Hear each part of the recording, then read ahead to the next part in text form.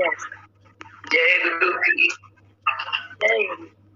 फिक्र से वो खाली होता है जो सदा अंतर्मुख में रहता है, कोई ज्ञान अमल में लाता है जो श्रद्धा सतगुरु में रखता है, कोई ज्ञान अमल में लाता है जो श्रद्धा सतगुरु में रखता है। फिक्र से वो खाली होता है, अंतर्मुख में रहता है, जिसके दिल में प्रभु की याद नहीं, वो अधूरा अधूरा रहता है, जिसके दिल में प्रभु की याद नहीं, वो अधूरा अधूरा रहता है। सारी खुशियाँ से मिले भी मगर फिर भी वो प्यासा प्यासा रहता है।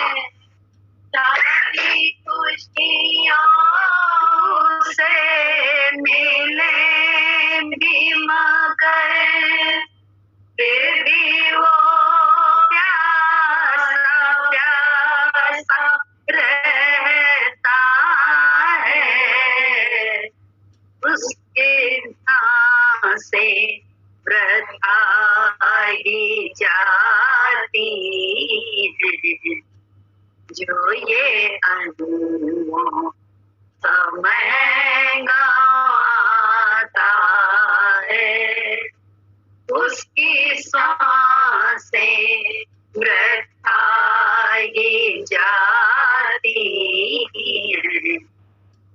वो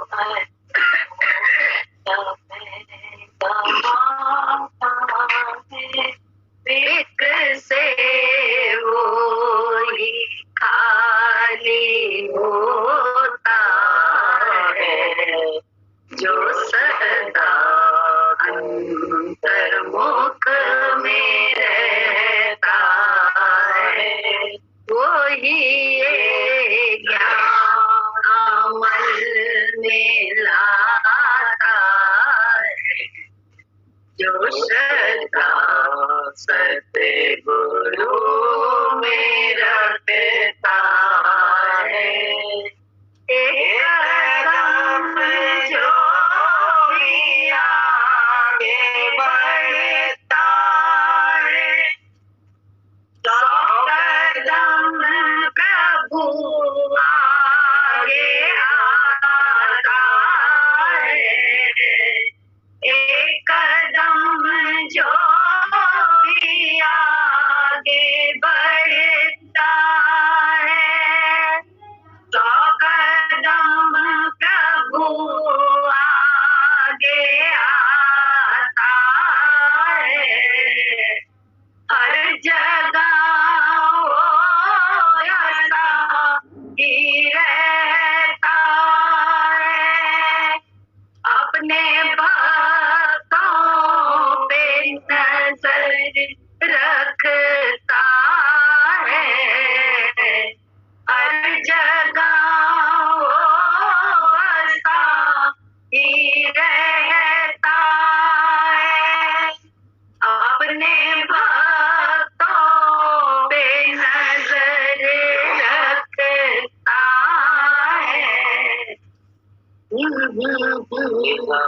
निजानंद को ये पाता है, सच की तमन्ना जो लेके आता है, निजानंद को ये पाता है, सच की तमन्ना जो लेके आता है, फिक्र से वो ही खाली होता है, जो सदा अंतर्मुख में रहता है, वही ये ज्ञान अमल में लाता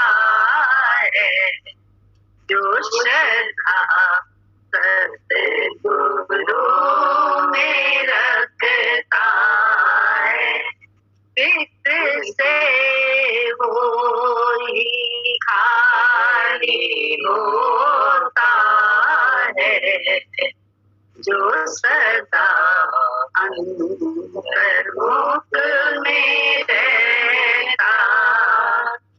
कितनी दीवारें आगे आती हैं, जो कोई सच की राह पे चलता है, कितनी दीवारें आगे आती हैं, जो कोई सच की राह पे चलता है, चाहे दुनिया उसे गिरा भी दे, वो तो गिर कर भी संभल जाता है, चाहे दुनिया उसे गिरा भी दे, वो तो गिर कर भी संभल जाता है, चाहे दुनिया उसे ना कुछ समझे, वो तो लाखों पे एक होता है, चाहे दुनिया उसे ना कुछ समझे, वो तो लाखों पे एक होता है, फिक्र से वो ही खाली होता है, जो सदा अंतर्मुख में रहता है, वही ये ज्ञान अमल में लाता है, जो श्रद्धा सतगुरु में रखता है, वही ये ज्ञान अमल में लाता है, जो श्रद्धा सतगुरु में रखता है। ज्ञान को अमल में लाने का कैसे लाया जाए?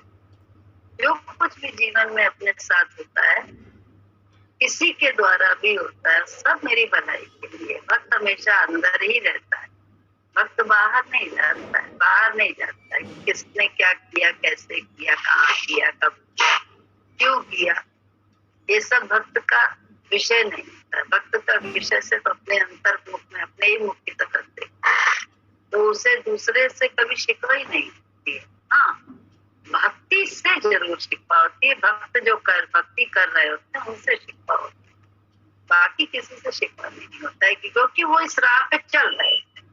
तो उनकी भक्ति अगर थोड़ी सी भी गड़बड़ होती है, चाहे वो हमारी हो चाहे किसी की, उससे अगर गुरु जी का अपमान होता है, कहीं गुरु जी कहीं नीचे होते हैं, तो जरूर हम लोग अपनी तरफ देखने के लिए बाध्य होते हैं, क्योंकि हमें मालूम है कि दूसरे से हमारा नुकसान कभी नहीं होता। ये बात हम बार बार बोलते हैं कि दूसरा तो ओम है, उससे हमारा नुकसान कभी होता ही नहीं।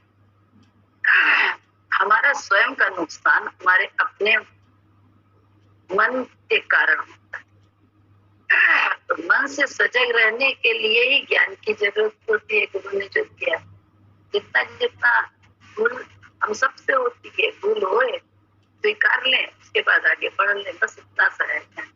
बोले इतनी सी बात है, कोई भूल को लेके बैठे नहीं रहना है, आया है भूल क्यों करी, आया है ऐसा क्यों किया, भूल हुई हमने स्वीकार कर लिया, आगे बढ़ गए। क्यों बीती ताए बिसार दे, आगे किसको दे ले। एक तरफ ये भी है, एक तरफ ये, जो हुआ अच्छा हुआ, जो हो रहा है अच्छा है, जो होगा वो अच्छा होगा, ये नियम सच्चा है।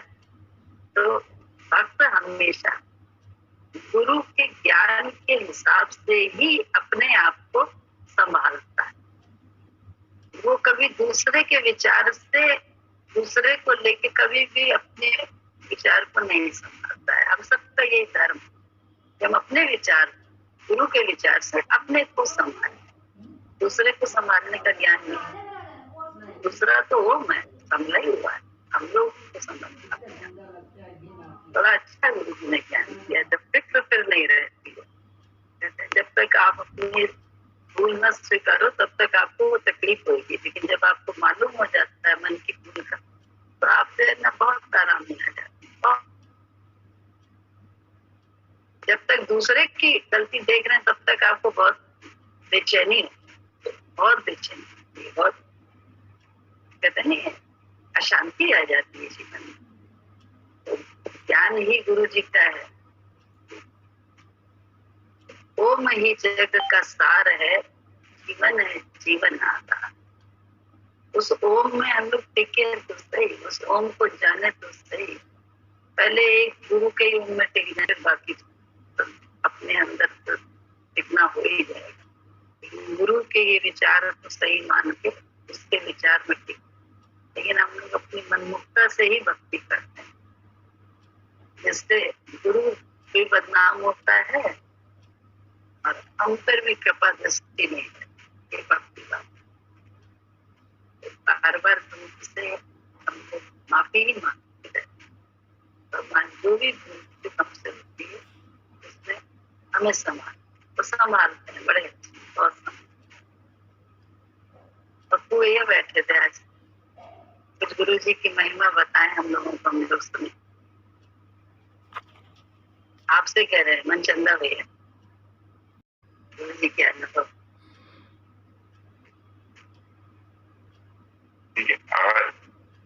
जो आजकल की अवस्था है उसमें हम देख रहे थे कि पहले ऐसा होता था कि जब भी हम लोग गए तो हम लोग गुरु से फोन पे पूछते नहीं थे गुरु जी से कि हम आना चाहते हैं आपके यहाँ। जाते थे, चले उठे कैसरबाग से चले लालबाग पहुंच गए।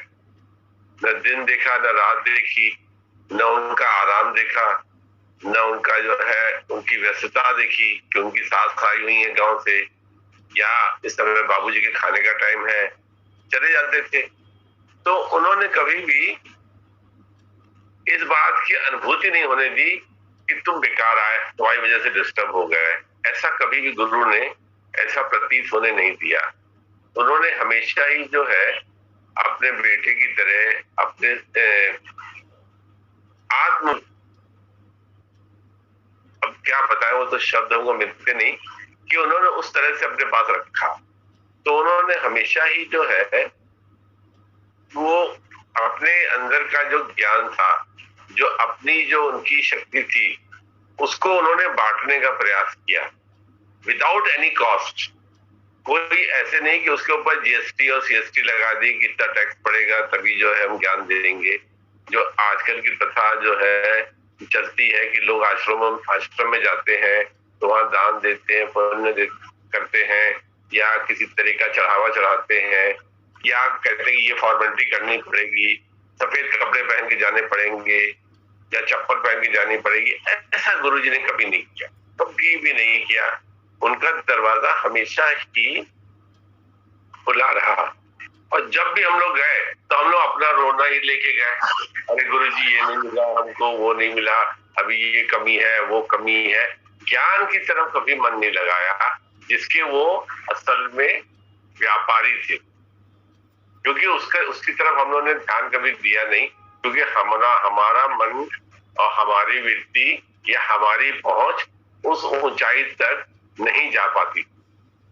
आज के परिप्रेक्ष्य में हम देखते हैं कि आज भी वही स्थिति है बनी हुई।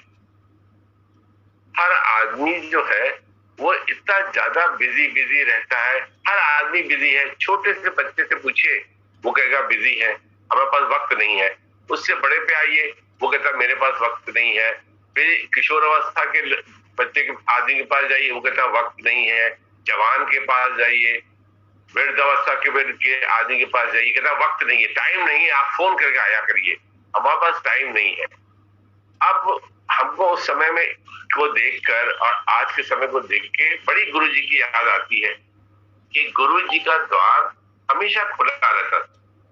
वो आप कैसा भी कष्ट लेके जाइए, कैसे भी खुशी का समाचार लेके जाइए या दुख का कोई समाचार लेके जाइए, वो 2 मिनट में उसको बराबर कर देते, उसको अपने ज्ञान से रंग देते। हमें आज जब हम गुरुजी स्थूल अवस्था में नहीं है, हमारे पास शारीरिक रूप में नहीं है, ये हमारा दुर्भाग्य है कि बहुत जल्दी जो है गुरुजी को खो दिया। लेकिन आज जब हम बैठे रहते हैं, हम सोचते रहते हैं, तो हम देखते हैं किसी को टाइम ही नहीं है, किसी को वक्त ही नहीं है, न सुनने का, न सुनाने का, न बात करने का, सब अपने में बिजी हैं। ऐसे में मुझे जो है अभी कुछ दिन पहले एक कथा याद आई, तो मैंने उसको खोजा, ढूंढा कि क्या थी। पांडव के वंशज जो थे वो परीक्षित थे, पांडव के वंशज थे परीक्षित। आप लोगों ने उसकी कथा सुनी होगी। तो हम गुरु जी की बात को बताने के लिए उसका को जोड़ने के प्रयास कर रहे हैं। परीक्षित जो थे बहुत ही अच्छे राजा थे, पराक्रमी राजा थे, दयालु राजा थे, लेकिन उनके अंदर राजा का गुण भी था, उनमें साहस भी था, क्रोध भी था, और आगे के लिए राज्य को बढ़ाने की उनकी लालसा भी थी। एक बार वो जंगल में बहुत दूर चले गए, तो उनको अकेले जब चले गए तो उनको बहुत प्यास लगी, भूख भी लगी और पसीने से लथपथ हो गए। तो उनको एक ऋषि की जो है एक कुटिया दिखाई दी, तो वो उस कुटिया में अंदर गए। तो वो अपने राजा के अहम में थे। उन्होंने देखा कि ऋषि जो है समाधि में मग्न है और उनको पता भी नहीं लगा कि कोई उनकी कुटिया के अंदर आया है। तो उन्होंने उस ऋषि से कहा कि तुम उठो, मुझे प्यास लगी है, तुम्हें मालूम नहीं है मैं परीक्षित राजा हूँ और तुम मेरा स्वागत करो। और तो जो ऋषि जो थे वो ब्रह्म अवस्था में थे, सादगी में थे, वो ध्यान में थे, उन्होंने उसकी बात सुनी ही नहीं। राजा को इस पर बड़ा क्रोध आ गया, राजा को इस पर बड़ा क्रोध आ गया। तो राजा ने क्या किया, उन्होंने एक देखा इधर उधर, उनको एक मरा हुआ सांप दिखाई दिया, तो उन्होंने वो मरा हुआ सांप उसके गले में डाल दिया ऋषि के, और उसके बाद जो है तमतमाते हुए वहां से जाने लगे, चले गए वहां से। थोड़ी देर के बाद ही जो है ऋषि के जो ऋषि थे उसके पुत्र जो है वो भिक्षा मांग के या कहीं से आए। तो जब आए तो उन्होंने देखा कि मेरे पिताजी के गले में जो है सांप पड़ा हुआ है। तो देखिए ऋषि जो थे वो पहले से ज्ञाता होते थे, उनको पता रहता था कि ये बंदा जो है यहाँ पे कौन आया था, क्या हुआ था। ऑर्डनरी आदमी नहीं थे वो लोग। उन्होंने अपने रिद्धि सिद्धि से जाना कि यहाँ कौन आया था, तो उनको प्रतीत हुआ कि राजा परीक्षित आए थे। तो ऋषि का जो बेटा था वो भी जवान था, उसको भी जो है क्रोध आ गया। उन्होंने अपने कमंडल से जल निकाला और तुरंत ही श्राप दे दिया कि जिस तरह से तुमने मेरे पिताजी के गले में मरी हुए सांप को डाला है, तुम्हारी मृत्यु भी 7 दिन के अंदर सांप उनके ही वर्ग से तक्षक नाग के द्वारा हो जाएगी। 7 दिन के बाद जो है तुम्हारी मृत्यु हो जाएगी, 8वां दिन तुम नहीं देख पाओगे, ऐसा उसने कह दिया उसको। जब ऋषि की आंख खुली तो ऋषि को भी ज्ञान हुआ, तो ऋषि को इस बात का भी ज्ञान हो गया कि उसके बेटे ने परीक्षित को जो है श्राप दे दिया है। तो वो दयालु स्वभाव के थे, तो उन्होंने अपने बेटे को कहा कि तुमने ये बहुत गलत किया, तुम्हें क्रोध कैसे आ गया? सांप उसने मेरे गले में डाला था, तुम्हारे गले में तो डाला नहीं था, तुम्हें ये मोह कैसे हो गया कि मैं तेरा पिता हूं? और वो राजा जो है बहुत साहसी है, पराक्रमी है, और वो जनता की सेवा करता है।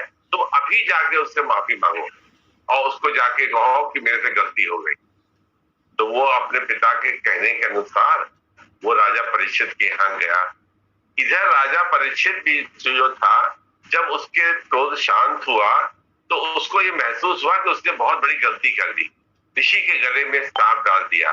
तो उधर से उसने ऋषि के बेटे को आते देखा, तो आते ही उसने उससे माफी मांगी, कहने का मुझसे माफ कर दो, मेरे से बहुत गलती हो गई, मुझे उस समय क्रोध आ गया था, मैं अपने क्रोध के अंधकार में मेरी आंखें बंद हो गई थी, मेरा विवेक खत्म हो गया था। ऋषि के बेटे ने कहा, उसको बताया कि मैं अपने पिता के कहने पे आया हूं, लेकिन मैंने जो तुमको श्राप दिया था, ये श्राप जो है खत्म नहीं होगा, तुमको 7 दिन खत्म होते ही तुमको जो है तक्षक नाग जो है दस देगा, जिससे तुम्हारी मृत्यु हो जाएगी। अभी ये 7 दिन जो है मैं तुम जो कर सकते हो तुम करो, ये जिंदगी के 7 पन्ने जो है खाली है तुम्हारे, ऐसा उसने उसको कहा। अभी तो राजा को अंदर विवेक जगा, तो राजा ने सोचा कि मेरी तो 7वें दिन बाद मौत हो जाएगी, तो वो सोचने लगा मैं क्या करूं। तो उसने अपने राज्य में ऐलान किया कि ये जीवन क्या है, ये मृत्यु क्या है, मोक्ष कैसे मिलता है, मुझे इसका जो है कोई ज्ञान दे दे, मुझे कोई मुक्ति कर दे, ऐसा उसने ऐलान कराया कि कोई जो है मेरे को ऐसा करे। देखिए, जो प्रश्न उसके अंदर आए, यही प्रश्न क्या गुरुजी के समय में हमारे अंदर नहीं थे कि मौत क्या है, जिंदगी क्या है, हम इस जिंदगी में क्यों आए हैं, मनुष्य देह क्यों मिली है? क्या ऐसे प्रश्न हमारी जिंदगी में, हमारे मन में नहीं थे? लेकिन उसका हमें ध्यान नहीं था। गुरु ने अपने दरवाजे खोल रखे थे, लेकिन हमने कभी उसको जो है उसकी इंपॉर्टेंस नहीं दी। जब राजा परीक्षित ने भी ऐसे ही ऐलान किया, तो उसको भी ये प्रश्न आए, लेकिन उसको क्या था, हमारे और उसमें क्या फर्क था? हम अपना कंपैरिजन जो है, हर गुरु भाई से मेरा निवेदन है कि हर आदमी, हर गुरुजन, गुरु भक्त जो है परीक्षित से अपना कंपैरिजन करे कि उसको तो ये पता था कि 7 दिन के बाद मेरी मृत्यु हो जाएगी, जिंदगी के 7 पन्ने हमारे खाली हैं। उसने ये ऐलान किया और कि राज्य में कि कोई मुझे ऐसा ज्ञान दे। हमारे अंदर हमको कोई जिंदगी के 7 पन्ने हमारे खाली हैं। आज शनिचर है, अगले शनिचर मेरी मौत हो जाएगी, ऐसी गारंटी है? या अभी मैं आपसे बात कर रहा हूं, मेरी सांस जो है बाहर निकली है, ये अभी अंदर आएगी? यानी हमारी स्थिति जो है राजा परीक्षित से भी गई बीती है। उसको तो 7 दिन के लिए जो है ऋषि के बेटे ने दिया था कि 7 दिन के बाद तेरी मृत्यु होगी। हमारे पास तो 7 पल भी नहीं है कि हमारी मृत्यु कब होगी। लेकिन विवेक की परिकाष्ठा देखिए, विवेक की ऊंचाई देखिए, हमारे अंदर विवेक वो जागृति नहीं होता।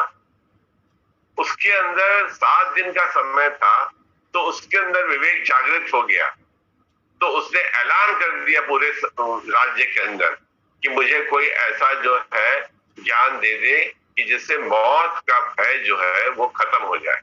लेकिन आज अगर हम अपने पर को परिचित से कंपेयर करें तो हम बहुत क्या बीते हैं। हमको तो गुरु भी मिला, गुरु ने ज्ञान भी दिया, लेकिन हमको अभी भी एतबार जो है, आने वाली सर्दियों में हम कौन से कपड़े पहनेंगे उसकी व्यवस्था हम अभी से करके रखते हैं। अगली गर्मियों में हम कौन से कपड़े पहनेंगे उसकी व्यवस्था हम अभी से करके रखते हैं। हमको इतना जो है एतबार है कि हम इतने दिन रहेंगे, 2022 है, 2023 में हमको फला जगह जाना है, उसकी टिकट हम आज ही लेके रख लेते हैं। ये ज्ञान की दृष्टि से हम बात कर रहे हैं, बाकी तो टिकट पहले से लेके रखता ही है आदमी। तो आप देखिए, तो उस समय जब उसने ऐलान किया तो सुखदेव मुनि जो थे वो उसके दरबार में पधारे। उन्होंने कहा, राजन, मैं तुमको ज्ञान दूंगा, मैं तुमको मोक्ष की परिभाषा बताऊंगा और मैं तुमको मौत से जो है भय मुक्त करूंगा। तो राजा ने कहा, मेरे पास तो 7 ही दिन है, 7 दिन के अंदर ही बाद मेरी मौत हो जाएगी। तो उन्होंने उसको जो है अपना गुरु मान के परीक्षित ने सुखदेव को अपना गुरु मान के उनको ऊंचे सिंहासन में बिठाया, उनको माला पहनाई, पूजा करी और नीचे उनके चरणों के बैठ गया। सूर्य उदय से सूर्य अस्त तक वो उसको ज्ञान देने लगे। सुखदेव जी उसको ज्ञान देने लगे और वो ज्ञान इतने ध्यान से सुनता था कि उसको जैसे लगता था कि मौत हमारे सर के ऊपर खड़ी है और मुझे उससे मुक्त होना है। उसके अंदर ये पक्की जिज्ञासा थी। उस समय लोग जो थे ऋषि मुनि के श्राप को, उनके आशीर्वाद को मानते थे। आज भी हम अगर माने तो हम आज जिस अवस्था पे हैं तो गुरु के आशीर्वाद से ही है ना। आज हमारे हाथ, पांव, अंग प्रत्यंग पर चल रहे हैं। हमको विवेक जागृत है, हमको समझ में आता है कि हमें सत्संग में बैठना चाहिए। सत्संग ही एक हमारा आधार है, सत्संग ही हमारा एक कवच है, हमें भी उन्होंने दे रखा है। तो हमको भी उसी हिसाब से गुरु की उस वाणी को लेके चलना चाहिए जिस तरह से परीक्षित 7 दिन में आने वाले मौत के लिए जो है तैयारी करने लगा। हमने तो बताया ना कि हमारे पास तो 7 पल भी नहीं है, लेकिन हम जब किसी से बात करते हैं तो छोटे से लेके बड़े तक के बीच में कोई टाइम ही नहीं होता। 7 ही दिन तो है, सोमवार, मंगलवार, बुधवार, बृहस्पतिवार, शुक्रवार, शनिवार, इतवार। इन्हीं 7 दिनों में तो एक दिन मनचंदा जाएंगे कि कोई 8वां दिन आएगा। 7 ही दिन के अंदर में चला चली का मौका आएगा, चाहे वो सोमवार हो, चाहे वो इतवार हो, चाहे वो मंगल हो, चाहे बुध हो। उसके पास भी 7 दिन थे, लेकिन उसके पास गारंटी थी कि 7 दिन बाद होगा। हमारे पास कोई गारंटी नहीं है, लेकिन फिर भी हम जो है मौज से बैठे हुए हैं। हमें जो है सिमरन की, भगवान की, गुरु के स्मरण की कोई परवाह नहीं है।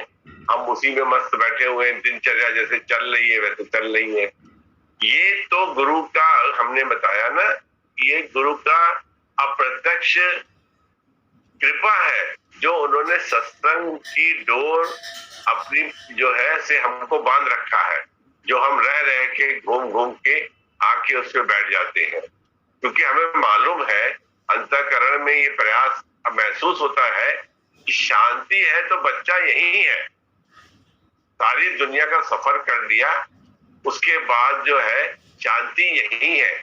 हमसे बड़ा कोई मूर्ख नहीं है कि हम जो है पूरब से लेके पश्चिम तक, कश्मीर से लेके कन्याकुमारी तक हम जो है चलते रहे, ये चाहिए वो चाहिए, ये मांगते रहे। आज ऐसी स्थिति में आ गए, हम अपने मन की स्थिति आपको बताते हैं कि भगवान के सामने खड़े होके, गुरु जी के सामने खड़े होके कुछ भी मांगने में शर्म सी महसूस होती है कि हमारे जैसा निर्लज्ज आदमी तो कोई होगा नहीं। ये कितना मांग करते, थोड़ा सा प्रसाद चढ़ाते हैं, कहते गुरु जी ये चीज दे दीजिएगा हमको, ये हमारी पूरी कर दीजिएगा, ये पूरी नहीं हुई है हमारी। क्योंकि हम तो बिजनेस पैदाइशी जो है व्यवसायी है, बिजनेसमैन है। हम हमेशा बिजनेस की ही बात करते हैं, थोड़ा देके ज्यादा पाने का प्रयास करते हैं। बिजनेसमैन क्या करता है, कोई सामान कहीं से लाता है, दुकान पे बेचता है, तो जितने का लाता है उससे 2 पैसे ज्यादा में बेचता है ना। जो 2 पैसे उसको बचते हैं उससे उसकी रोजी रोटी और परिवार चले। वो कोई अन्याय नहीं कर रहा है, उसका कोई उससे गलत काम नहीं कर रहा है। हम भी यही करते, यही बिजनेस का काम भगवान से भी लागू कर दिया कि हमने भी भगवान को कुछ कहा, कुछ भगवान के लिए क्या बदले की भावना रखी कि हमारा ये काम करना भैया, हमारा भी तुम ये काम कर देना, ये काम हो नहीं पा रहा है, प्लीज तुम ये मेरा काम कर देना। इस तरह के हमने भी लालच जो है गुरु के दरवाजे पे रखी। तो जो ये 7 दिन परीक्षित को मिले और उनको उसने सुखदेव जी ने ज्ञान दिया, तो हमको भी ये देखना चाहिए कि जिंदगी में उतना समय है नहीं। हमारा सवेरा कैसे होता है? हमारा सवेरा सुबह चाय की प्याली से और अखबार से होता है। हमारा सवेरा स्मरण से या भक्ति से या भजन से या किसी श्लोक से नहीं होता है, जबकि सारे श्लोक, स्मरण, भक्ति सब विद्यमान है। आजकल तो तमाम इलेक्ट्रॉनिक गैजेट्स है, आप चला दिए, सुबह उठते ही ओम नमो शिवाय का मंत्र चलने लगेगा, आप उठाते रहिए तो भगवान जी के वेबसाइट पे जाएंगे तो तुरंत ही जो है ज्ञान शुरू हो जाएगा। रात में फिट करके रखिए, जैसे ही आंख खोले स्टार्ट कर दीजिए, चलता रहेगा, कान में पड़ेगा। आप ब्रश करिए, आप मुंह हाथ धोइए, चाय पीजिए, लेकिन ना ना, ये गलत बात।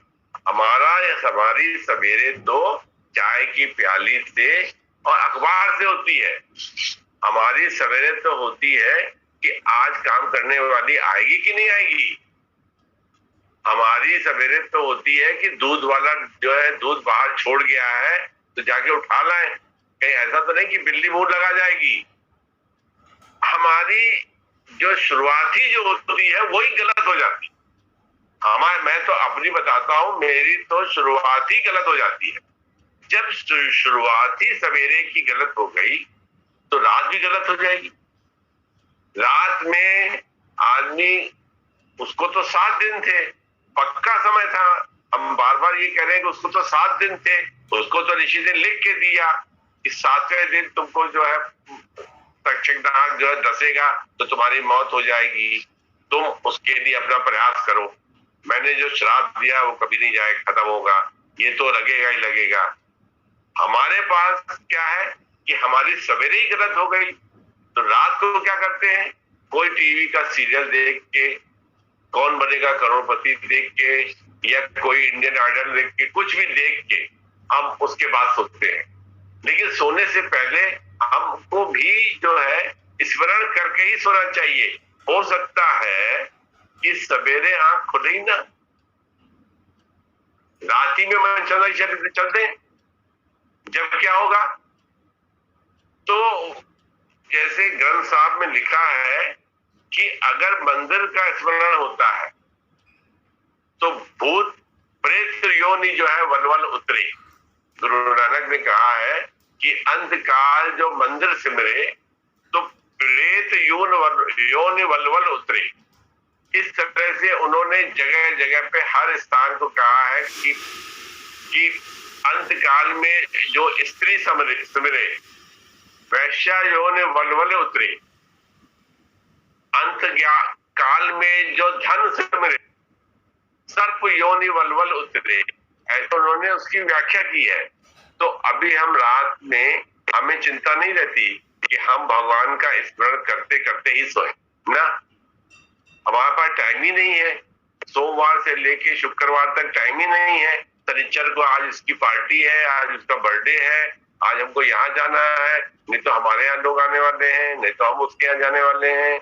ऐसे कर करा के किसी तरीके से हम अपने वो 7 दिन जो परीक्षित को मिले थे हम यूं गंवा देते, ऐसे चले जाते। हम अगर ठंडे दिमाग से अपने मन में देखें, अपने जीवन को देखें, तो देखेंगे कि ये बात जो है बहुत हद तक हमारे जिंदगी से लागू है।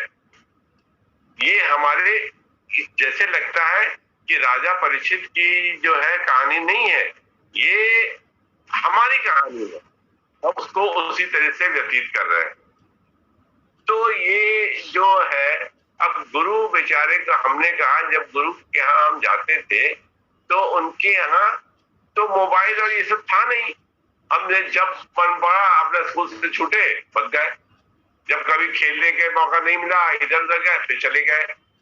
तो उनका दरवाजा हमेशा खुला रहता था। इतना रहम दिल थे वो कि जब भी जाइए, जिस समय भी जाए, मैं देखता था और भी तमाम गरीब गरीब सत्संगी, अमीर अमीर सत्संगी आते थे, टाइम नहीं देखते थे, आ जाते थे उनके पास।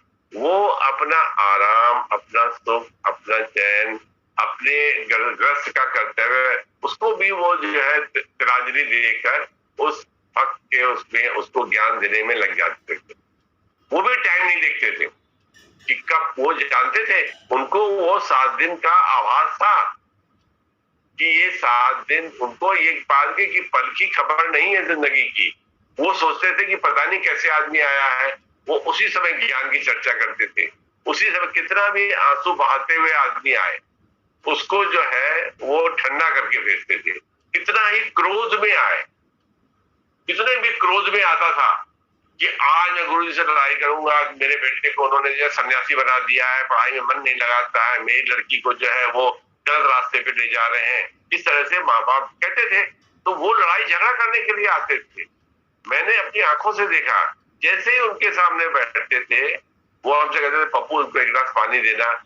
तो मैंने उनको, जैसे घड़े से उनका घड़ा रखा रहता था उस किनारे पे लालबाग में, तो उसे घड़े में से लोटी से पानी भर के दिया, पानी पिया, उन्होंने 2 मिनट बात करी और उसके बाद जो है देखा वो ठंडे हो गए। पहले वो पति पत्नी आए तो वो बहुत अपने गुस्से में थे, तमतमाए हुए थे। एक गिलास पानी पीते ही जो है फिर उनसे बात करते हुए चले गए। इतनी बात करी, खुद भी ज्ञान की बात करने लगे। तो ये कह रहे हैं आप खुद भी ज्ञान सुनने लग गए, हंसने लगते थे गुरु जी के ऊपर, तो वो भी हंसते हुए चले जाते थे। यानी आप देखिए इतनी शक्ति उनमें। ये उन दिनों की बहुत पुरानी बातें हैं कि उन दिनों की बात है कि जब लोग स्त्री जाति को गुरु नहीं समझते थे, तो लोग कहते थे कि नहीं, स्त्री तो कभी ज्ञानी हो नहीं सकती है, स्त्री जो है वो कभी ब्रह्म की बात कर ही नहीं सकती है। हमारे नाना ही कहते थे ऐसे, हमारे नाना जी ही कहते थे कि वो गुरु वो तुम लोग को बहका देगी। मम्मी से कहते थे कि वो तुमको बहका देंगी, क्योंकि तुम्हारे जो घर में कोई मर्द आदमी नहीं है, बच्चे छोटे छोटे हैं, वो बहका देंगी, तुम उनसे मिलवाओ मुझे। ऐसे शक करते थे। फिर एक बार जब मिले तो फिर उसके बाद तो दूसरी बहुत बड़ी कहानी हो गई। फिर वो खुद ही बहक गए, आशिक हो गए उनके। तो ये क्या था कि गुरु जी के अंदर छिपी हुई ब्रह्म की शक्ति थी, जो उनके साधारण रूप में हम लोग ने महसूस नहीं करी। लेकिन वो जानते थे कि मनुष्य जीवन जो है ये बहुत क्षणिक है, ये दुनिया की वस्तुएं जो है ये सब क्षणिक है, इनमें वो सुख नहीं है। आखिर में अल्टीमेटली तो आदमी को, इंसान को, जीव को उसी दरवाजे पे ही आना है, शांति के दरवाजे पर ही आना पड़ेगा उसको। क्योंकि या तो वो धक्के खा के आए, एक बात, या तो उसका जो है पिछले जन्मों का कर्म जगा रहे, विवेक जगा रहे, वो खुद ही ढूंढने के लिए निकले, 2 बात, या तो गुरु की उसके ऊपर कृपा हो जाए, 3 बात। और कैसे होगा, और कैसे विवेक जगेगा? विवेक जगने का तो एक ही है ना तरीका है कि विवेक जगना है। विवेक जगने के लिए तो यही है, हम लोग के ऊपर तो ये कृपा है कि गुरु ने हम लोग के अंदर विवेक का दीपक जला दिया, हमने उसको आड़ दे दी, हमको दिखाई नहीं देता है, हम माया में जो है चले गए, उसी में कहने अरे ये सब ज्ञान की बातें जो बेकार है, हमारा जीवन कैसे चलेगा, हम नहीं कमाएंगे तो कौन खिलाएगा, और हम नहीं करेंगे तो क्या होगा, हम ही को तो करना है। ये तो सब बातें हैं। ज्ञान से, खाली ज्ञान बांटने से या किताब पढ़ने से या सत्संग में बैठे रहने से ही तो सब काम नहीं होते हैं ना, आखिर घर का काम तो करना ही पड़ता है ना। ऐसे करके हमारा मन हमको छलता है, हमको हमारी कहानी सुनाता है, अभी कहेंगे ठीक है, अरे ये वो इतनी बड़ी बड़ी बातें बता रहे हैं गुरु जी की, ऐसे बता रहे हैं वैसे बता रहे हैं, अभी हम न उठे तो चाय कौन बनाएगा, अभी हम न उठे तो बर्तन कौन साफ करेगा, अभी हम ये न करें, हम जो हम करते कि हम नहीं होंगे तो क्या होगा, हम नहीं होंगे तो क्या होगा, या हम नहीं करेंगे तो कौन करेगा, हम नहीं पकाएंगे तो कौन पकाएगा। ऐसे ऐसे मन जो है, मन बहुत बड़ा छलिया है। छोटे को मन जैसे छलिया है, तो मन जो है वो छोटे को, बच्चे को, बड़े को, बूढ़े को, जवान को, स्त्री को, पुरुष को, सबको छलता है। वो अपनी कहानी सुनाता है और मन उसी में से एक रास्ता निकाल लेता है अपने बचाव का। नहीं नहीं यार, क्या करते, मैं तो सत्संग में बैठने वाला था, लेकिन क्या करें, मुझको वहां जाना पड़ गया ना, वहां करना ही था, ऐसा ऐसा करना ही था ना, वो भी तो करना ही पड़ता है। आपके कर्तव्य भी तो करने पड़ेंगे, शरीर है तो कर्तव्य करने ही पड़ेंगे। हम सब बात कहते हैं ठीक, हमारे और आपके मन के छलावे की बात सब ठीक, लेकिन फिर ध्यान में रखिएगा, इस बात का मैं सूत्र एक देना चाहता हूँ कि परीक्षित के पास तो 7 दिन थे, हमारे पास तो 7 दिन नहीं है ना, 7 पल नहीं है। कहिए, हम कहेंगे चलो 7 दिन में नहीं होगा तो 14 दिन में हो जाएगा ज्ञान, नहीं तो 1 महीने में हो जाएगा, नहीं तो 2 साल में हो जाएगा, नहीं तो 3 साल में हो जाएगा। हम इतनी लंबी जो है पंचवर्षीय योजना लेके चलते हैं कि हम जो है ज्ञान प्राप्त करने की हमारी ये योजना है, लेकिन 7 दिन ये जिंदगी के बहुत इंपॉर्टेंट दिन है जो इस कथा में आए, इस कथा में आए। और इस कथा में आने का वो मैंने सोचा कि मैं ये आपसे शेयर करूं कि जिंदगी की क्षण भंगुरता को देखते हुए हम लोग ये देखें कि ये दिन जो यूं निकल रहे हैं, या ये सत्संग जो हमको मिला है, ये बहुत बड़ा अहोभाग्य है हम लोग का, कि ये हम लोग का सौभाग्य है कि हमको ये सत्संग मिला, जिसको हम हल्के में, जैसे अब कई उम्र के लोग सत्संग में बैठते होंगे, अभी मैं सबको तो नहीं जानता हूँ इतना, लेकिन हमने कई उम्र के होंगे, कुछ के कर्तव्य शुरू हुए हैं, कुछ के कर्तव्य जो है कर रहे हैं, कुछ के कर्तव्य जो है काफी पूरे हो चुके हैं, लेकिन शरीर जब तक है तब तक कर्मों की गति जो है उसको बैठने नहीं देती। हम कोई विद्या लेते हैं तो विद्या लेने में आप ये समझ लें कि 12 साल में तो 12वीं पास करी, उसके बाद 3 साल का डिग्री कोर्स किया, 15 साल हो गए, उसके बाद 2 साल का और कोई कोर्स कर दिया, 17 साल।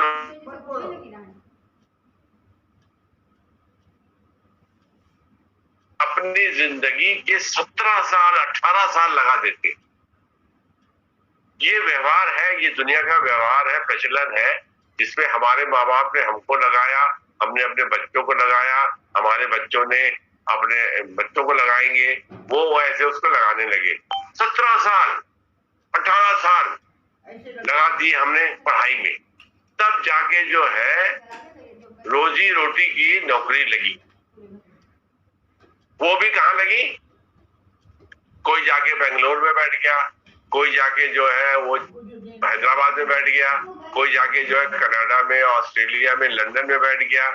खुद ही खाना बनाना है, खुद ही खाना पकाना है, वो मम्मी के हाथ का, माँ के हाथ का जो है वो पराठा लेके पीछे पीछे कमरे में इधर से उधर जाती थी, बेटा खा लो, बेटा खा लो, कभी नहीं खाएंगे, अभी ये करेंगे, अभी ये करेंगे।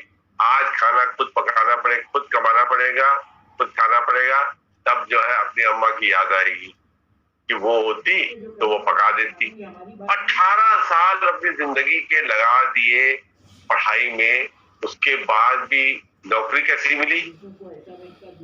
नौकरी मिली ऐसी कि खाना की व्यवस्था खुद ही करनी पड़ेगी, झाड़ू खुद ही लगाना पड़ेगा, कपड़े खुद ही धोने पड़ेंगे।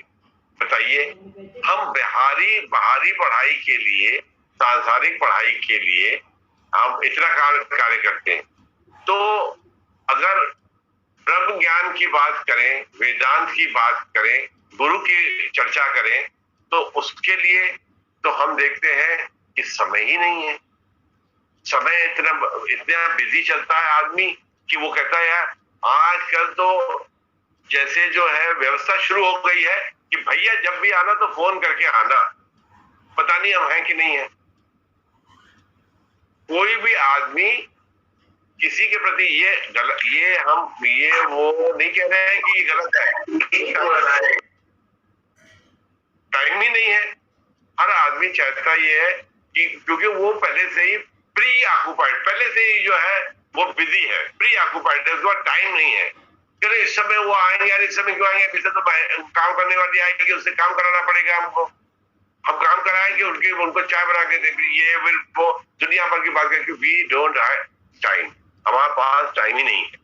लेकिन बाहरी विद्या के लिए हम इतना समय जो जरूरी है हम मानते हैं, मैं भी कहता हूँ कि जरूरी है, पढ़ाई लिखाई के बिना क्या करोगे जिंदगी में, लेकिन उसके साथ साथ ब्रह्म विद्या भी एक विद्या है जो हमारे विवेक को जगाती है। देखिए अभी इसके पहले सब कहते हैं, मैं भी कहता हूं, क्योंकि हमने भी बहुतों को खोया, आपने भी खोया ही होगा कि कोरोना कोविड आ गया तो उसने बहुतों के बहुत ही प्रियजन थे, बहुत ही अच्छे लोग थे, वो बिछड़ गए। दुख की बात है, ये कोई हंसी की बात या खुशी की बात नहीं है, लेकिन आज जब उसके कोरोना के बादल गुरु जी की कृपा से छटने लगे हैं, तो आज एक छोटा सा वायरस, परीक्षित को श्राप मिला था, एक छोटा सा वायरस हमारी चहलकदमी को कैसे कब्रों में कैद कर दिया, कैसे कब्रों में कैद। जब कोरोना के बादल छटने लगे हैं तो मैं ये सोचता हूं, बैठे बैठे मेरे मन में ख्याल आता है, हो सकता मेरा यह ख्याल गलत हो, कि ये एक तरह से गुरु जी ने जो है हमको एक शिक्षा दी कि तुम बहुत बड़े बाहुबली बन के घूमते हो, तुम्हारे पास 1 मिनट का टाइम नहीं है, एक छोटा सा वायरस में, एक बहुत पतले से अदृश्य वायरस के रूप में आऊंगा और तुमको कमरे में बंद कर दूंगा, तुम्हारी सारी क्रियाओं को खत्म कर दूंगा, तुम्हारा दूसरे से मिलना जुलना बंद करा दूंगा, तुम्हारा पिक्चर सैर सपाटा सिनेमा नए कपड़े पहन के घूमना हजरतगंज में सब बंद करा दूंगा। ये गुरुजी ने एक संदेश हमको दिया। पहले क्या होता था, कि हम किसी के घर गए, उसके यहाँ कुत्ता पाले हुए है वो, तो बात में उससे पूछा, अरे आपने कुत्ता पाला है, इसको डॉक्टर को दिखाते होंगे, इसको वैक्सीनेशन वगैरह कराया है आपने? बोलता था कि हाँ वैक्सीनेशन कराया है, इसके कुत्ते के डॉक्टर को दिखाते हैं। अब किसी के घर जाते हैं या किसी के आते करें, आपको सारे डोज लग गए हैं, आपको वैक्सीनेशन हो गया है। अब हम आदमी से पूछता है कि अरे आपने सारे डोज कोरोना के लगा दिए हैं, कोविड के सारे इंजेक्शन लग गए हैं आपको? नहीं लगे तो लगवा लीजिए आप। अब आदमी एक दूसरे के घर जाने से पहले ये तय करता है कि उसके घर में इंजेक्शन सारे लग चुके हैं कि नहीं लग चुके। पहले कुत्ते के लिए पूछते थे जिन्होंने कुत्ता पाल रखा था। तो कोरोना ने हमको ये सिखाया, ये गुरु जी की कृपा थी। इसमें भी कृपा हमको अब समझ में आती है। वो समय बहुत ही जो था बहुत ही कठिन था और बड़ा दुखमय था और बड़ा ही जो है असहनीय था। हम इस बात को मानते हैं क्योंकि सबके ऊपर गुजरी है ये बात। लेकिन साथ साथ में हम ये देखते हैं इसमें भी गुरु जी ने एक अदृश्य तरीके से हमको शिक्षा दी कि जो मद मस्ती में संसार में जो विचरण कर रहे हो वो 2 मिनट में हम बंद कर देंगे तुम्हारा। चाहे तुम गुरु को भगवान को मानते हो या शक्ति को मानते हो या नहीं मानते हो, 2 मिनट लगता है। सारी दुकानें, सारे मार्केट, सारा रास्ते पे चलना फिरना हम बंद कर देंगे। ये उसने हमको दिखा दिया, ये उसने हमको समझा दिया। उसके बावजूद भी अगर हमारा विवेक नहीं जगता है या हमारा सवेरा जो है चाय की प्याली और अखबार से होता है या हमारे रात की सोने का समय में हमें भगवान की याद नहीं आती है या हमें सारे दिन में गुरु का स्मरण नहीं होता है, तो आप समझ लीजिए कि अधोगति के आसार पे है, हम के द्वार पे खड़े हैं। इससे बढ़ के जो है भगवान गुरु हमारा विवेक खोलने का कोई उपाय कर नहीं सकता है। हर चीज में भलाई हम मानते हैं, आज मानते हैं, अभी जो भी हो गया सो हो गया, लेकिन उसी पे कबीरदास ने कहा ना, काल करे सो आज कर, आज करे सो अब। पल में बहुत पल की खबर नहीं कहता है कबीरदास, कहते हैं कि पल की खबर नहीं है।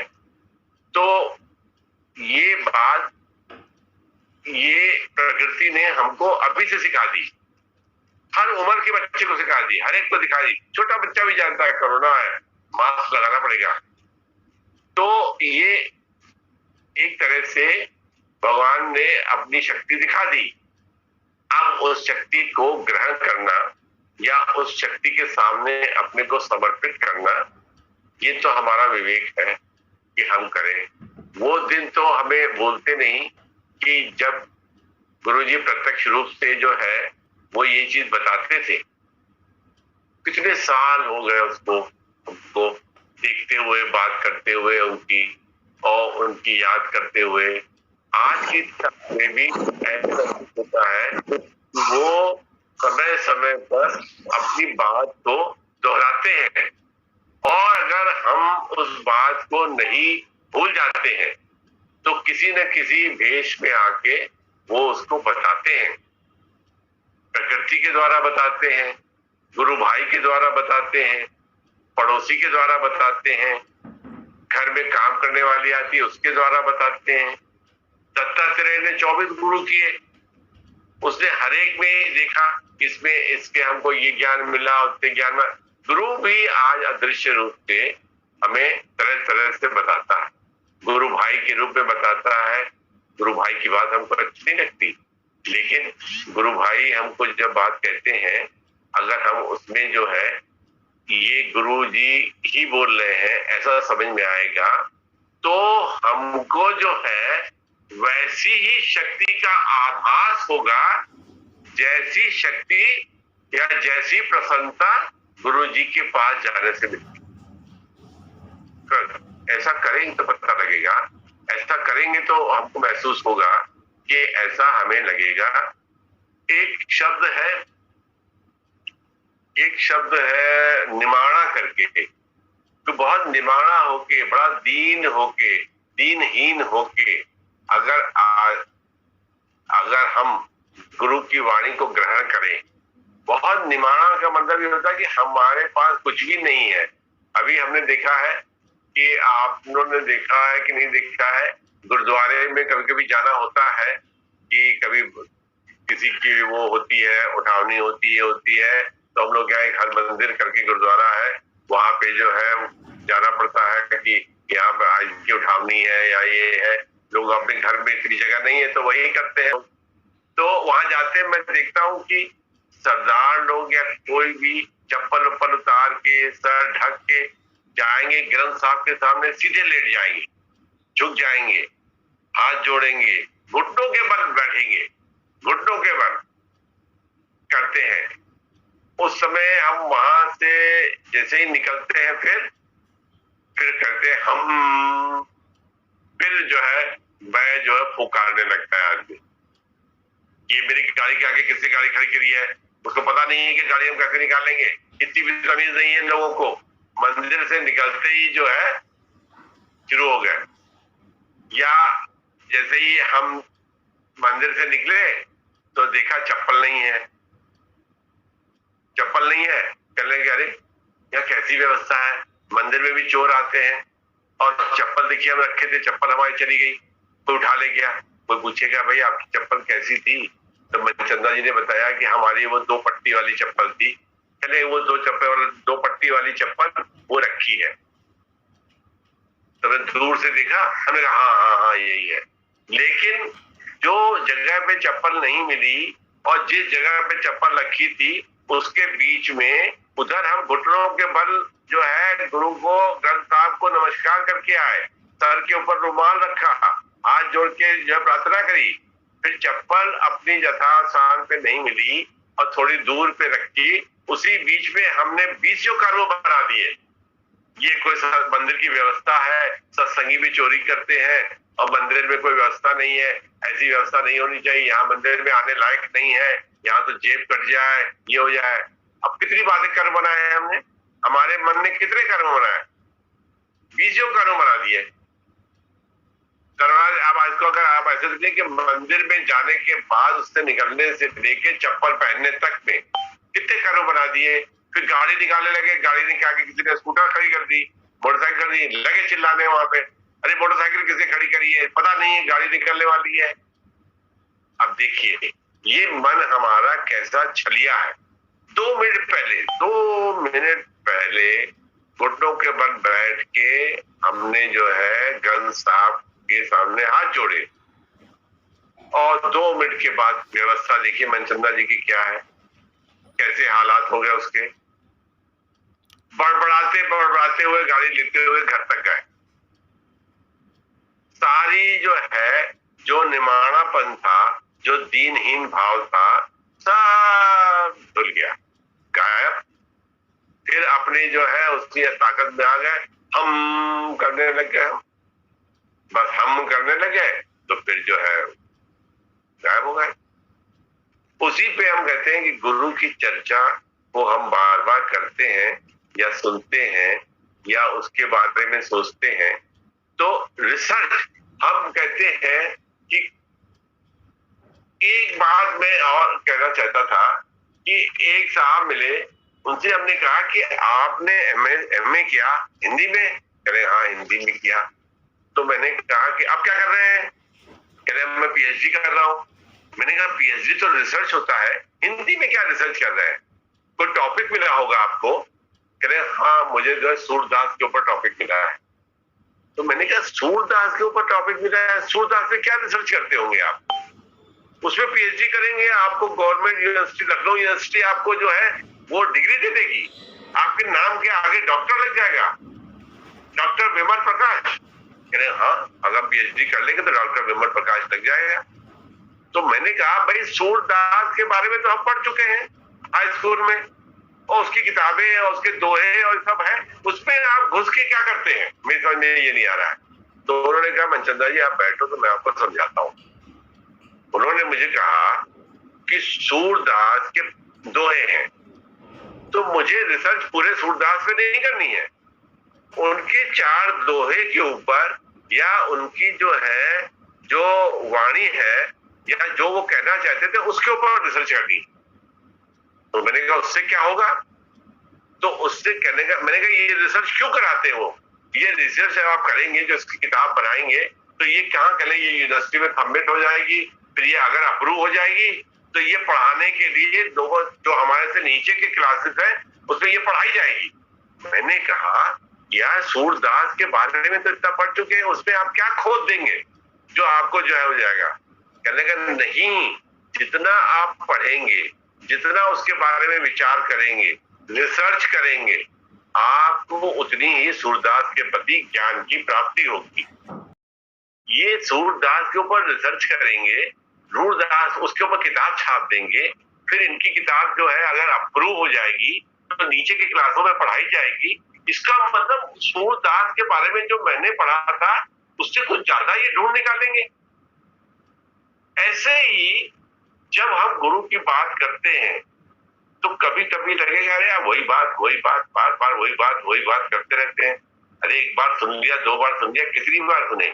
लेकिन गुरु की बात पे के गुण तत्व की तरफ जाने का है, गुरु की बात को लेके जो है गुण तत्व पे जाने का है।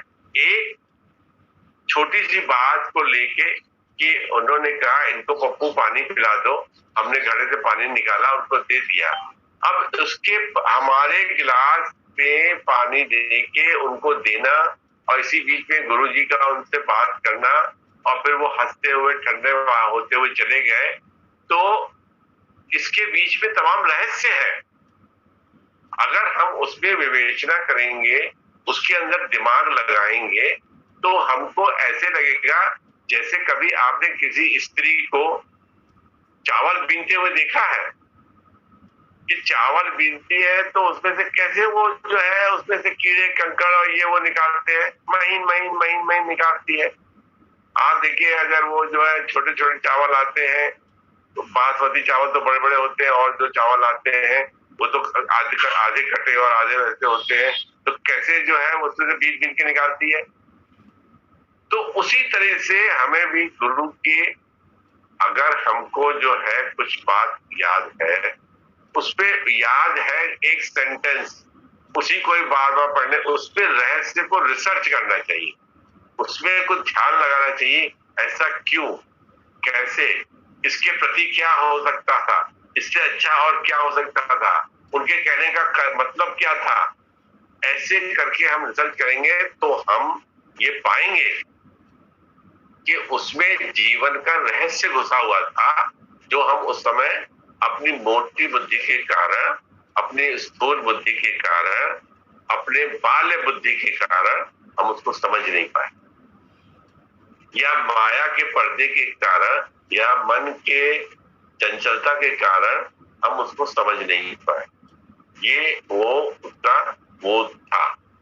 लेकिन अगर आज हम उसका अध्ययन करें तो हम भी पीएचडी कर सकते हैं के ऊपर, हम भी जो है गुरु जी की बात के ऊपर पीएचडी करके उसको आगे बढ़ा सकते हैं, उस पर भी ध्यान जितना करें। आज भी हम देखते हैं कि गीता के ऊपर हम गीता को जब भी पढ़ते हैं तो नई नई चीज निकल के आती है, नई नई चीज निकल के आती है, लेकिन घूम फिर के फिर वही गुरु के चरणों पे जाती है कि गुरु ने वही बात जो है अपनी कृपा से, अपने प्यार से, अपने स्नेह से, अपनी ममता से उस बेचारे ने तो सीधी लाइन करके बता दी, जिसका हम लोगों ने महत्व उस समय नहीं जाना।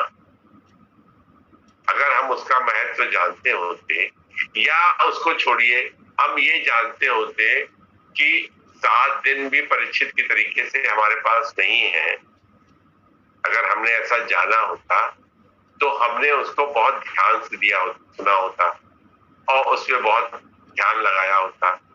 टूटी हुई बुद्धि से, बिखरे हुए दिल से, घिरे हुए इच्छाओं से के मन से हमने जो भी सुना आधा अधूरा, तो क्या हुआ, उससे ये हालत है कि आज भी जो है मन जब विक्षिप्त होता है, मन जब जो है उदास होता है, या जब कभी अंधेरा सा महसूस होता है, तो प्रकाश हमको वहीं से प्रज्वलित होता दिखाई देता है, प्रकाश की किरण हमको वहीं से आती हुई दिखाई देती है।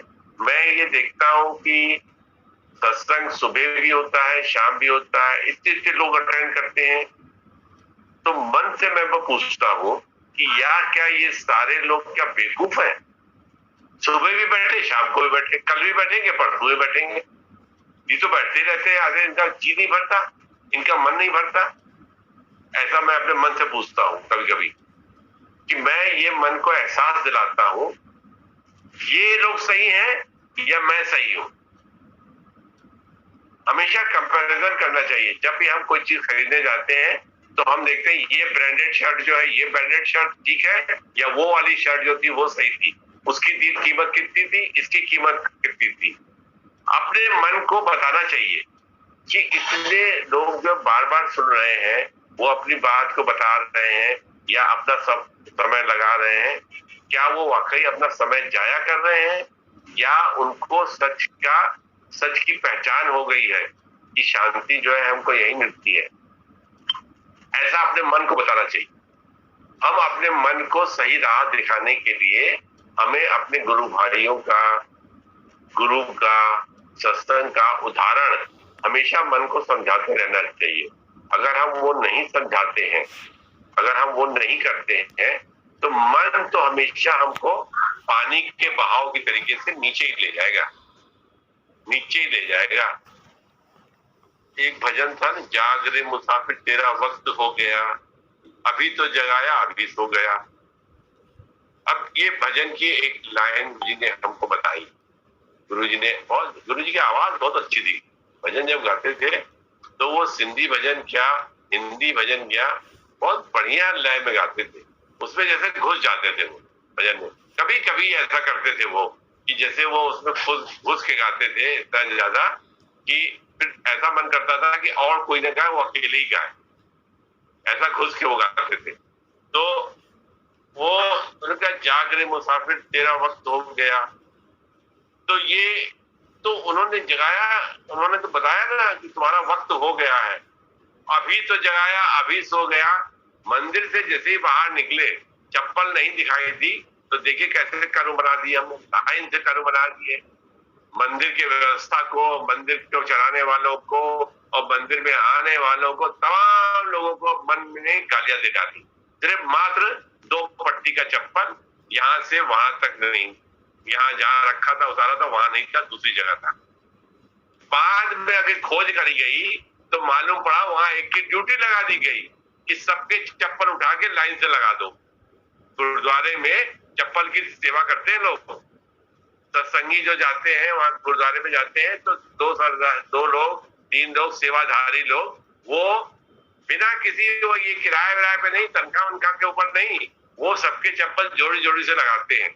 अब उन्होंने तो व्यवस्था से लगाई, लेकिन मनचंदा जी ने अपने कर्म बना दिए, 20 गालियां दे दी मन ही मन में। ये ऐसे मन जो है अच्छाई में बुराई को ढूंढ लेता है। हम बुराई में अच्छाई को नहीं ढूंढते, अच्छाई में बुराई को ढूंढते हैं। तभी अभी देखिए, तभी हमारा मन, तभी ये हम कहते हैं कि नित्य अभ्यास और नित्य वैराग के द्वारा अपने मन को कंट्रोल में रखकर इस तरह से कार्य करें ताकि मन को हम समझाएं कि हमारी शुरुआत ही सवेरे की भगवान के भजन से होनी चाहिए। मैं तो ऐसा कोशिश करता हूं कि आंख खुलते ही सबसे पहले तो जय गुरु की गिरा दो।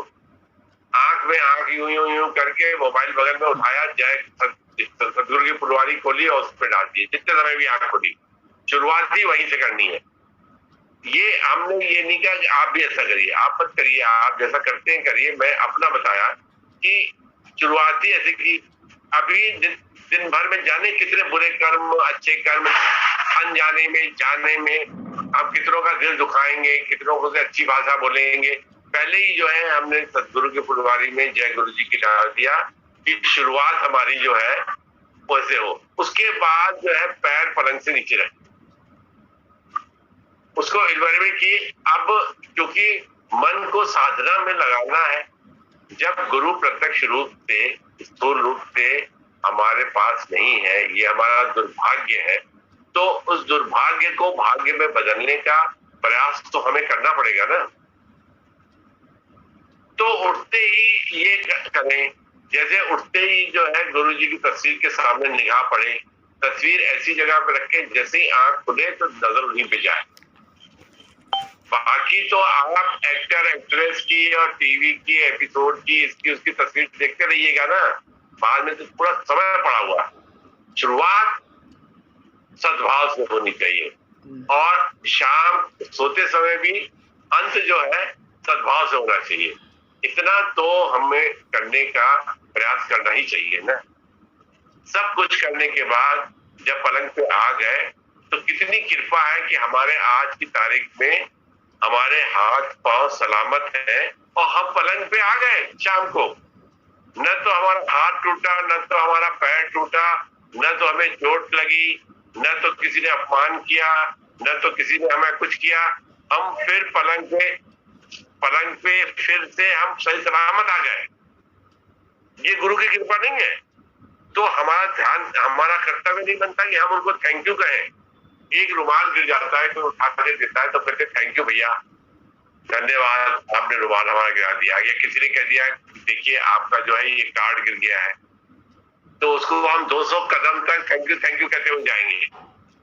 अगर आपका बैंक का एटीएम कार्ड या क्रेडिट कार्ड गिर जाए और कोई आदमी आपसे कहते हैं कि बहन जी आपका कार्ड गिर गया है, उठा लीजिए, बैंक का कार्ड है उठा लीजिए, ये नहीं गिरना चाहिए, तो आप 100 कदम तक धन्यवाद धन्यवाद कहते हुए जाएंगे। अरे गुरु की बड़ी कृपा है, जाओ देखिए उसे बता दिया, गुरु उसके रूप में आ गया। फिर स्थूल पदार्थ के लिए देखिए आप गुरु को भी उस पर डाल दिया, अरे गुरु जी की बड़ी कृपा है, देखिए उसे बता दिया है गुरु जी का।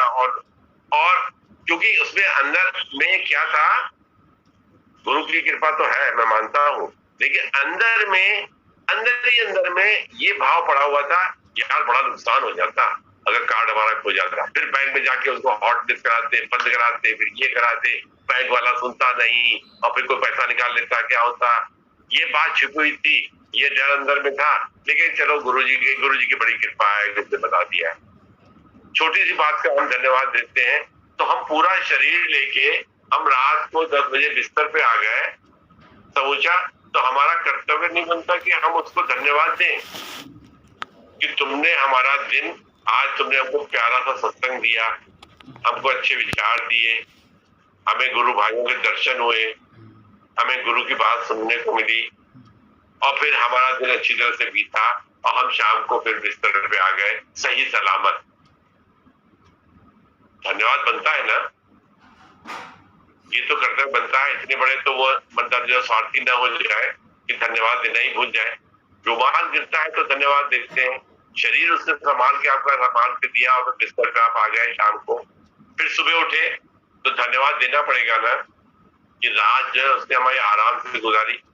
कितने लोग जो है अस्पतालों में पड़े हुए हैं, दर्द से करहा रहे हैं, किसी के ग्लूकोज लगा हुआ है, किसी को सुई लग रही है, किसी को क्या हो रहा है, आपको तो नहीं हो रहा है ना आज की तारीख में, तो नहीं हो रहा है ना, तो आज तो धन्यवाद बनता है ना। आज तो खुशी का दिन हुआ ना ये, तो हमको हर दिन हमारा जन्मदिन हुआ, ये हर दिन सवेरा सही सलामत उठे और गुरु की तस्वीर पे नजर गई या गुरु की फुलवारी में जैसा गुरु की डाली हमने, तो इससे बड़ा जो है सौभाग्य तो कोई हो नहीं सकता ना। तो छोटी छोटी सी बात है, छोटी छोटी सी बात को गुरु से जोड़े, छोटी छोटी बात को। एक जने ने कहा कि अरे आप पता नहीं है हम गए, हम क्या करेंगे, देखिए हमारा जो है देवर गुजर गया और वो देखिए बाथरूम में उसकी डेथ हो गई, नंगा पड़ा हुआ था बिल्कुल, दरवाजा तोड़ के उसको निकाला और फिर जो है डॉक्टर बुलाया तो डॉक्टर ने कहा ये गुजर गए, इनको हार्ट अटैक हो गया था। कोई भी कपड़ा नहीं पड़ा होता, कोई भी कपड़ा, 6 बार कहा उन्होंने, कोई भी कपड़ा वस्त्र जो है तन पे नहीं था। जब वो रोज होके शांत हुए तो मैंने उनको कहा भाई बात बताओ तुम, ये तो डेथ हुई उनको 10 दिन हो गए, तुम 10 बार कह रहे हो कि उनको कोई कपड़ा भी नहीं था, कोई कपड़ा भी नहीं था, तो क्या सूट पहन के आदमी सोता गिरता हुआ क्या? ये दुख भरी बात को बार बार क्यों याद करते हो? उसका जीवन उतने ही पल का था, वो उतने ही पल के लिए आया था और उतने ही पल में वो चला गया। लेकिन आपका मन जो है बार बार उसी बात पे अटक गया है। अभी वो जो हो गया आप उसी को अपने जीवन से लगा के देखिए, मेरे जीवन से लगा के देखिए। हम आपके यहाँ से लिफ्ट से नीचे उतर ही ना पाए तो आपको लिफ्ट खुलवानी पड़ेगी ना। कोई लोग कहेंगे ना कि कोई आदमी फंस गया है, मतलब हम ही फंसे हैं, हम ही गिरे पड़े हुए हैं उसके अंदर, फिर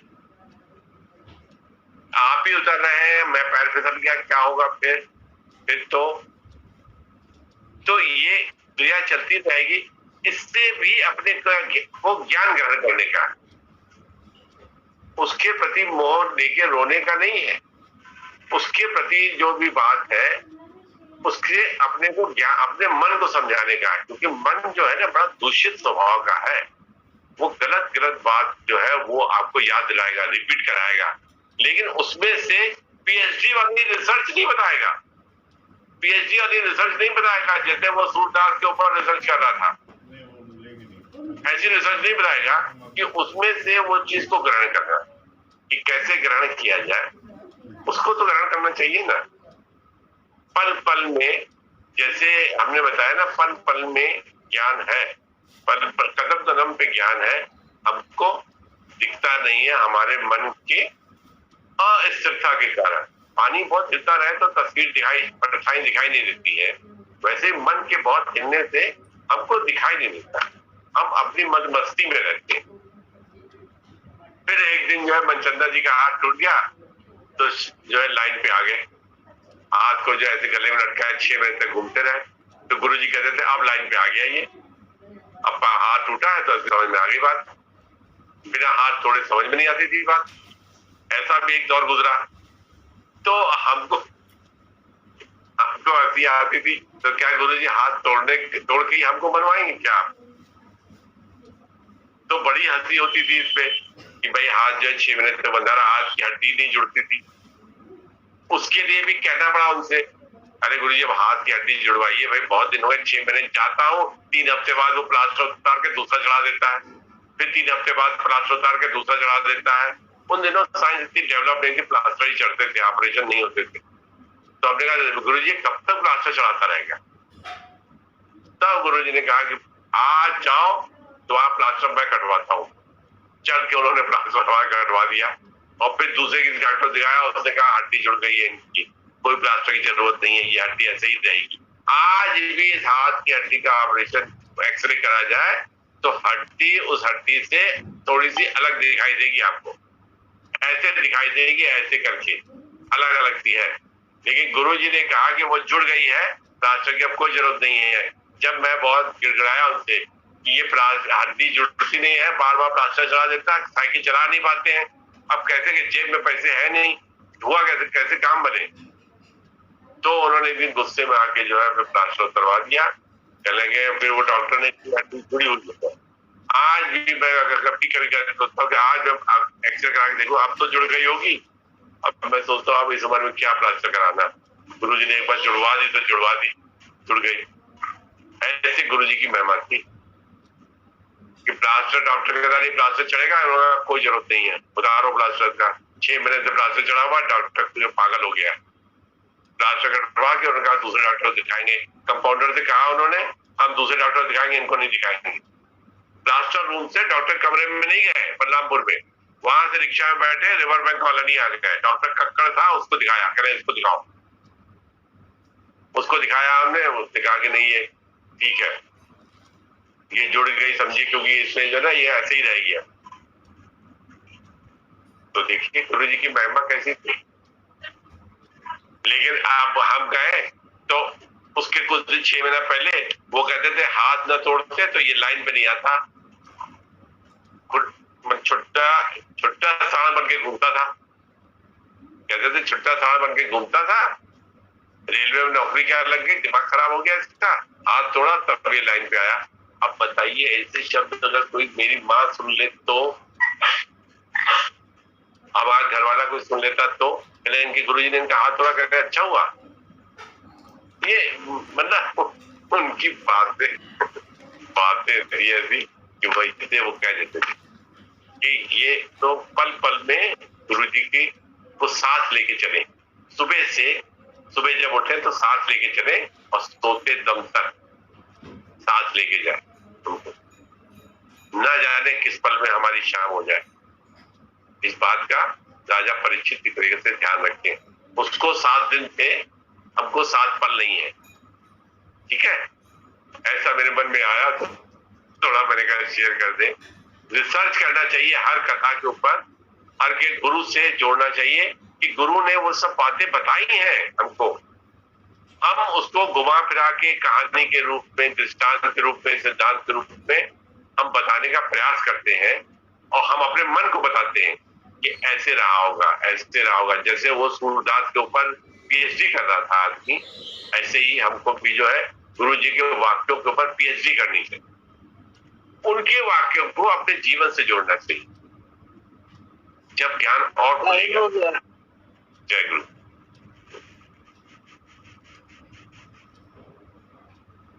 जय गुरु। जय सद्गुरु। जय सद्गुरु जी की कृपा।